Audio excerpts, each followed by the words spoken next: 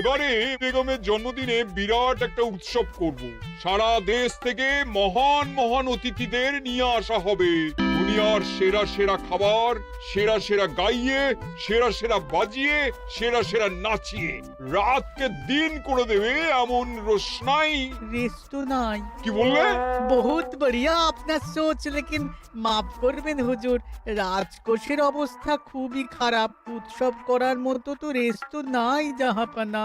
কোনো কথা শুনতে চাই না। আমি হলাম গিয়ে বাংলার নবাব। আমি আনন্দ হই হুল্লোড় করবো না তো কে আর করবে? একদম ঠিক জাহাপানা, কিন্তু কর বসিয়ে টাকা তোলো। সব কিছুতেই কর বসানো আছে জাহাপানা। হাসি কান্না ছাড়া আর কোনো কিছুতেই কর বসানো যে বাকি নেই। তার ওপরেই কর বসাও। হাসি কান্নার ওপর কর? না, শীতকাল আসছে, বসাও বসাও কর হাঁচির ওপর। হ্যাঁ, হাতির ওপর কর? বসাও। ওরকম মুখ করে আছো কেন? যদি না পারো তো বলে দাও, আমি অন্য উজির নিয়োগ করব। আমি আজই ঘোষণা করে দিচ্ছি, এবার থেকে হাতির ওপর কর দিতে হবে। হ্যাঁ, তো জানাব, এতে প্রজারা যদি ক্ষুব্ধ হয়? আরে বাবা, প্রজাদের কাজই তো মাঝে মাঝে ক্ষুব্ধ হওয়া। তা ঠিক হুজুর। আমাকে কদর করে এমন কিছু সন্ডা আছে, তাদেরকে কাজে লাগাতে হবে। বহুত খুব জাহাপানা। তাহলে হাঁচি গোনার লোকের ব্যবস্থা করে নি। ওই সন্ডারাই হাঁচি গুনবে। ওদের স্বেচ্ছাসেবক হিসেবে নিয়োগ করো। বহুত খুব জাহাপানা। সব জায়গায় লোক পাঠাতে শুরু করো।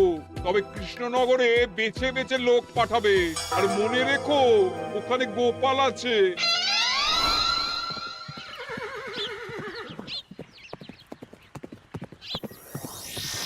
সব জায়গায় কর আদায়কারী পাঠিয়ে দেওয়া হয়েছে জাহাপানা। আপনার কথা মতো তাদের বলে দেওয়া হয়েছে যে আদায় হওয়া করের 10% তাদের বেতন হিসেবে দেওয়া হবে। সুতরাং কর আদায়ে কোনো ঢিলেমি হবে না। বহুত আচ্ছা, বহুত আচ্ছা।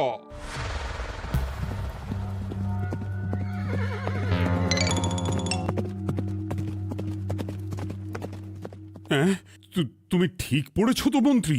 হাঁচির উপরে কর? বলেন তো, আর একবার পড়ছি মহারাজ। আসলে এটা নবাবই মশকরা। আমাদের নবাব যে খুবই রসিক মানুষ তা তো আমরা দেখেছি। বারবার কৃষ্ণনগরের সঙ্গে রসিকতা করতে গিয়ে হাঁড়ি ফেটে রস একেবারে মাখামাখি হয়েছে, আর সারা গায়ে পিঁপড়ে ধরেছে। মশকরা নয়, একদম সত্যি কথা। হাঁচির উপরে কর বসানো হয়েছে, আর আমরা হলাম নবাবের খাস হাঁচি গোনার দল। আমরা এই কৃষ্ণনগরে থিতু হয়ে বসলাম বটে। এবারে হাঁচি গুনবো আর মোহর আদায় করব। গোপাল, তুমি কি বলো? সর্দার, তোমাদের এখানে আসা একেবারেই লোকসান হয়েছে। কেন মশাই? আচ্ছা, আপনি গোপাল? না না, আপনার কোনো কথাই শুনবো না। আমাদের বই বই করে বলে দেওয়া হয়েছে, গোপাল হইতে সাবধান। সর্দার, আমি তোমাকে সাবধান হতেই বলছিলাম। হাঁচি ধরতে গেলে তোমাদের খুব সতর্ক থাকতে হবে, কারণ এই কৃষ্ণনগরের বাসিন্দাদের শরীর স্বাস্থ্য এত ভালো যে এখানে কেউ হাঁচে না, কাশে না, ঢেকুর তোলে না, ইয়ে করে না।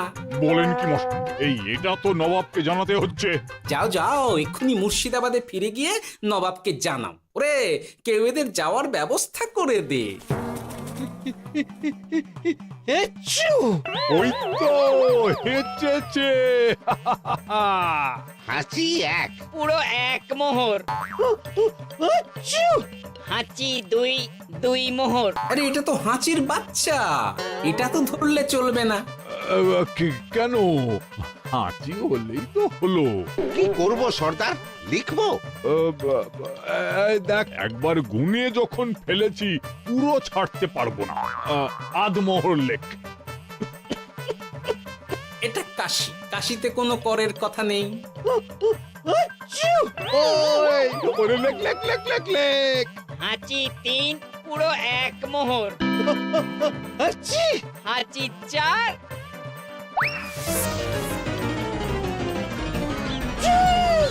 হাঁচি 5, লেখো। হাঁচি ছয়,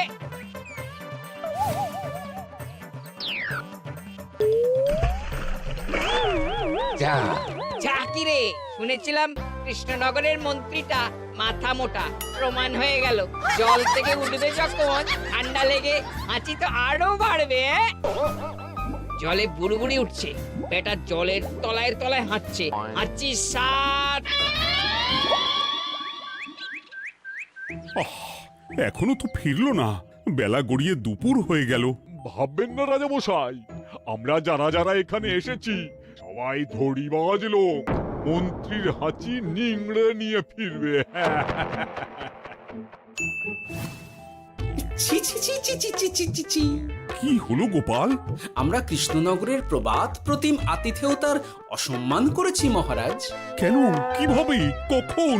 এখন মহারাজ, এখন এনারা সেই সুদূর মুর্শিদাবাদ থেকে এসেছেন, আর আমরা এতক্ষণ শুধু অন্য কথাই বলে চলেছি, এনাদের আপ্যায়নের ব্যবস্থা করিনি। তাই তো। মহারাজ, আপনি ব্যস্ত হবেন না। এই কে আছো? শোনো, এদের রাজ অতিথিশালাতে থাকার বিশেষ ব্যবস্থা করো। এদের খাবার যাবে মহারাজের পাকশাল থেকে। এদের সব সুবিধে অসুবিধে দেখার জন্য দাস দাসী নিযুক্ত থাকবে। চলো চলো। আরে দাঁড়াও সর্দার। হ্যাঁ বলুন। তোমাদের তো আবার গোপালের কথা শোনা বারণ। আমার ব্যবস্থায় বোধহয় তোমরা থাকবে না। বাদ দিন তো, আসলে ভয় ছিল আপনার বুদ্ধিকে, আর ভয় নেই। কেমন আগু পিছু বিচার না করেই বলে ফেললেন এখানে কেউ হাঁচে না। বুঝে গেছি, আসলে গোপাল হলো গল্প। চলো চলো, ও বড্ড খিদে পেয়েছে।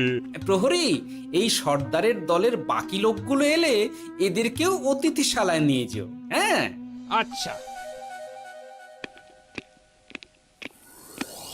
এ কি গোপাল, এই রক্তচোষাগুলোর জন্য তুমি রাজনিবাস আর রাজভোগের ব্যবস্থা করে দিলে? গোপাল কার পক্ষে মহারাজ? এতক্ষণ গোপালের সব কাজ তো কৃষ্ণনগরের বিপক্ষে গেল। বটেই তো, আমি মনে মনে গণনা করে দেখলাম গোপালের শুল যোগ শুরু হয়েছে। আগামী 1 যুগ ধরে গোপাল যেখানে থাকবে সেখানে রাহুর প্রকোপে দুঃখ দারিদ্র মহামারী একসঙ্গে এসে ধরা পড়বে। মহারাজ, গোপাল কখনো কৃষ্ণনগরের খারাপ ভাবেনি। সে যখন ওই রক্তচোষাদের রাজভোগে রাখার ব্যবস্থা করেছে, তখন বুঝতে হবে এর মধ্যে একটা ঘোরতর পেঁচ আছে। গোপালই তাহলে বলুক, কি পেঁচ? মহারাজ, মানুষ বিলাসের সুযোগ পেলে কাজ ভুলে বিলাসেই ডুবে থাকে। কত সম্রাট মহাসম্রাট বিলাসিতায় ডুবে কত সাম্রাজ্য মহাসাম্রাজ্য ভেঙে টুকরো করেছে। এরা তো নবাবের পাঠানো কিছু মূর্খ বালক মাত্র মহারাজ। এদের রাজভোগে ডুবিয়ে দিলে হাঁচির কথা কি এদের মনে থাকবে?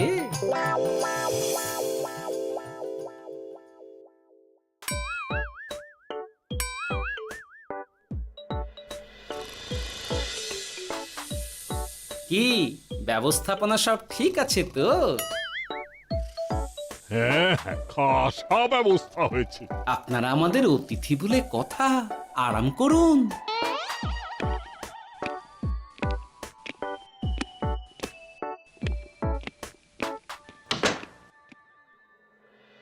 বিজ্ঞানী, তোমার এই দুমুখ আয়না আবিষ্কার তোমার জীবনের সেরা কাজ।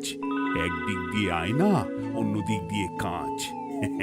কেউ জানতেই পারবে না যে তার উপর নজর রাখা হচ্ছে। অনবদ্য অনবদ্য।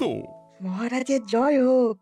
কিন্তু মহারাজ, এই কৃতিত্বের মূল ভাগীদার আমাদের মন্ত্রী। তাই নাকি?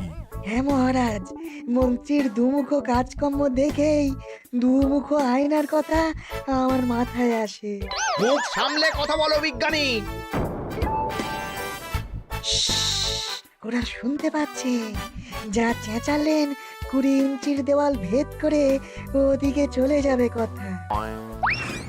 এই কে যেন কাকে মুখ সামলে কথা বলতে বললো?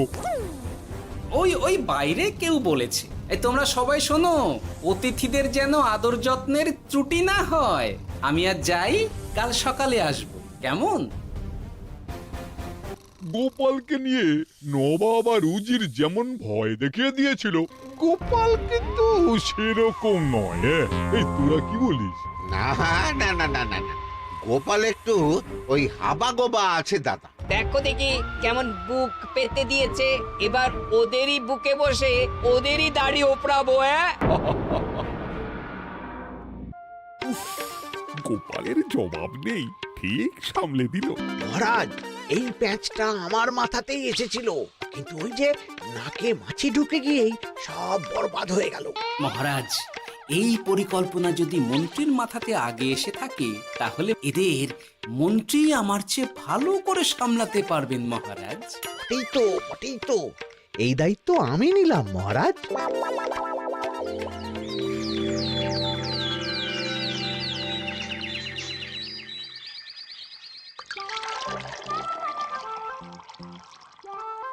আহা, সকালে ঘুম থেকে উঠে এই রকম বেলের পানা যেন স্বর্গের অমৃত।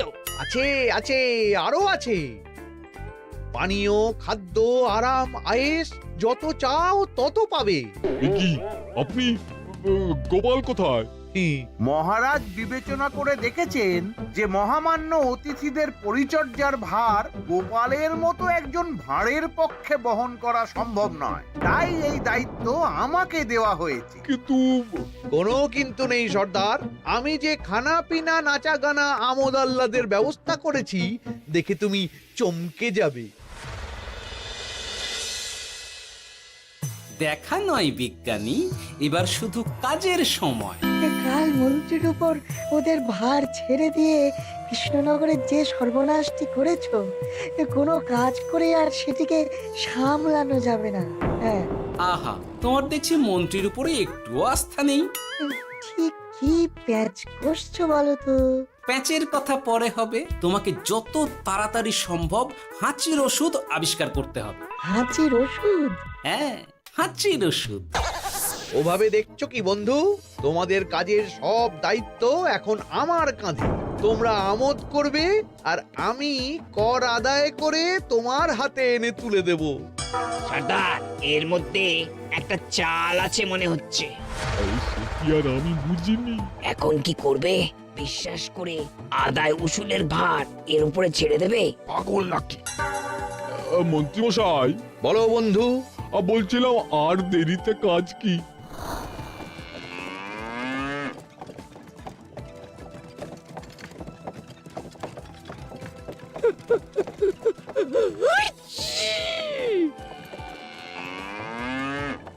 মন্ত্রী, লেখো হাঁচি এক। ওহে, তোমার নাম কি? মন্ত্রেশ্বর হুজুরি আগে। লিখুন মন্ত্রী মশাই, নাম লিখুন। ওহে মন্তেশ্বর, হাঁচি কর, এক মোহর ছাড়ো দেখিনি। হাঁচি দুই। আরে যাও, দৌড়ে গিয়ে দু মোহর আদায় করে আনো। ওরে, তোরা সব কৃষ্ণনগরের কোণে কোণে ছড়িয়ে পড় দেখি, একটা হাঁচিও যেন বাদ না পড়ে। হ্যাঁ,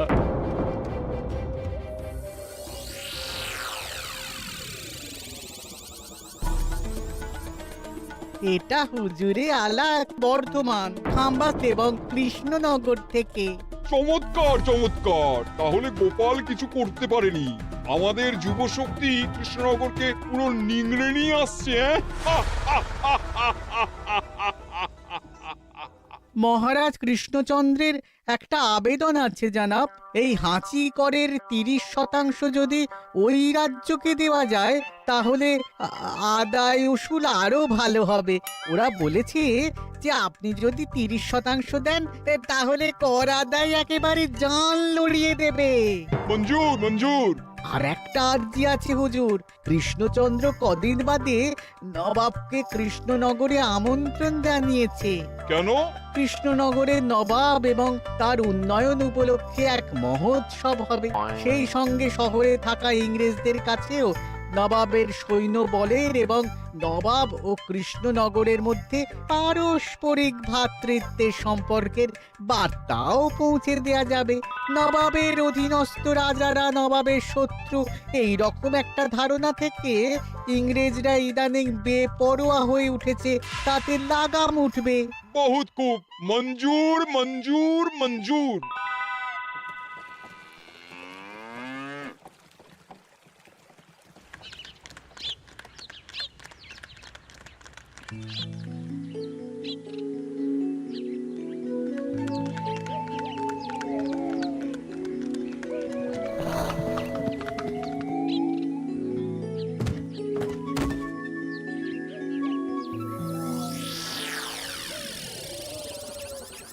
কি ব্যাপার গোপাল?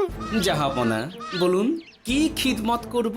আমি যা বলবো তাই করবে। অবশ্যই জাহাপনা। কি আবার উজির, তুমি সাক্ষী, মহারাজ কৃষ্ণচন্দ্র আপনিও সাক্ষী। গোপাল আমাকে কথা দিয়েছে আমি যা চাইবো তাই করবে। গোপাল, তুমি আমার সঙ্গে মুর্শিদাবাদ যাবে। এখন থেকে আমার দরবারের বিদূষক হিসেবে থাকবে, কেমন? ওরে ওরে ওরে ওরে ওরে তোরা বাজনা বাজা। এখন থেকে গোপাল আর কৃষ্ণনগরের নয়, গোপাল মুর্শিদাবাদের। চলছে বাজা।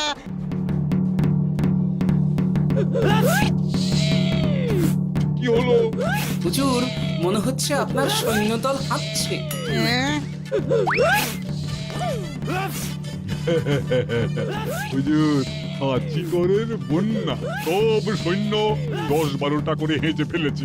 মানে প্রচুর মোহর হয়ে গেছে আর বাড়ছে বাড়ছে। আমার হাঁচি গোনার দল একটা হাঁচিও বাদ দেবে না। মোহর রাখার জন্য নতুন পোশাকখানা বানাতে হবে হুজুর।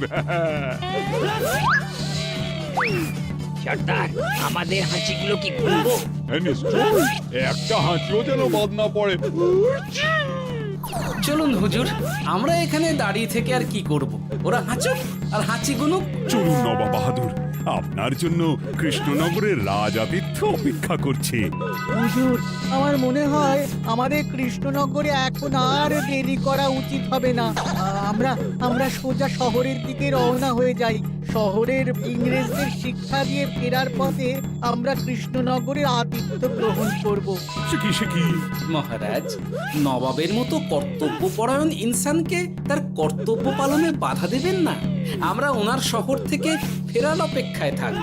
ঠিক ঠিক, আমার এক্ষুনি শহরে যাওয়ার দরকার।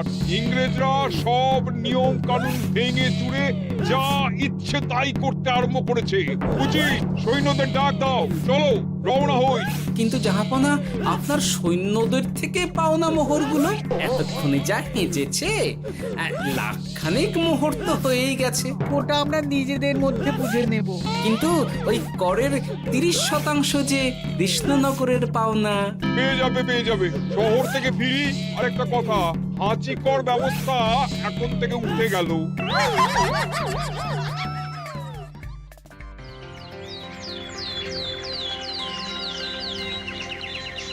মহারাজ, কিভাবে গোপাল ভাঁড় মহাশয় নবাবের উন্মাদের মতো জারি করা ওই হাঁচিকর থেকে আমাদের সকলকে রক্ষা করেছেন তা আমরা সকলেই জানি। সমাজের তরফ থেকে তাই গোপালকে সামান্য উপহার।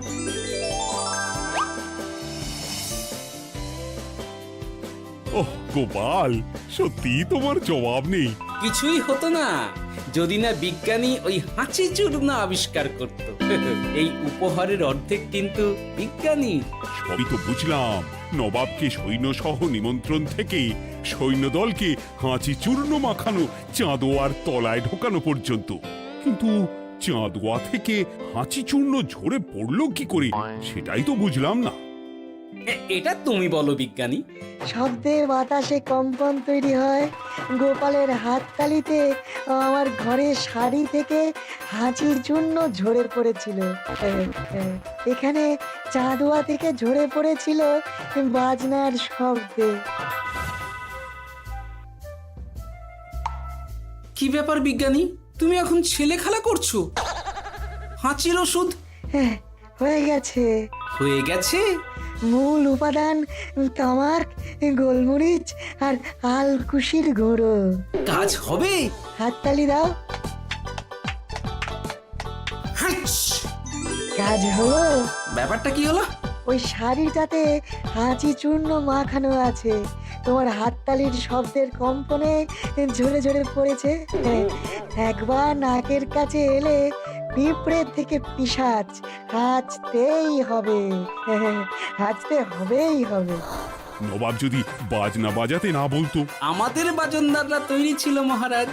যাক, সবই ভালোই মিটে গেল। যার শেষ ভালো তার সব ভালো। ব্যাস, এখন শুধু একটাই কাজ বাকি। নবাবের কাছ থেকে করের 30% বাবদ পাওনা মোহর মুর্শিদাবাদে গিয়ে নবাবের কাছ থেকে তুমি নিয়ে আসবে। আচ্ছা মহারাজ।